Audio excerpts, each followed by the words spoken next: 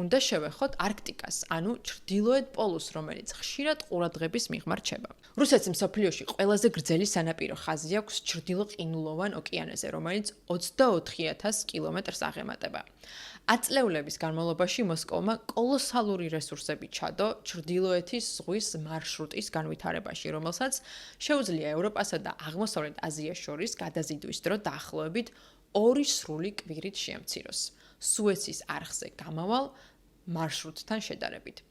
ეს გზა კი გლობალურ დათბობასა და ყინულის დნობასთან ერთად უფრო და უფრო მეტ აქტუალობას შეიძენს. ამასთან ერთად, შეერთებული შტატების გეოლოგიური სამსახურის მონაცემებით რუსეთის მხარეს არსებულ ყინულის ქვეშ შესაძლოა მდებარეობდეს 48 მილიარდი ბარელი ნავთობი და 53 ტრილიონი კუბური მეტრი ბუნებრივი აირი.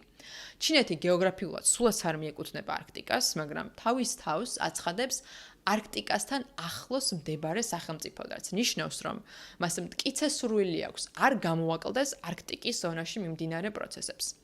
ჩინეთმა უკვე ააშენა კვლევითი სადგურები არქტიკაში და ოფიციალურად აგზავნის სამეცნიერო ექსპედიციებს, მაგრამ იმაზეც საუბრობენ, რომ ჩინეთი შესაძლოა მეცნიერული საქმიანობის პარალელურად ადგენდეს სტრატეგიულ მარშრუტებს და აგროვებდეს კრიტიკულ მონაცემებს, რაც თანდათან გაზრდის მის გავლენას რეგიონში.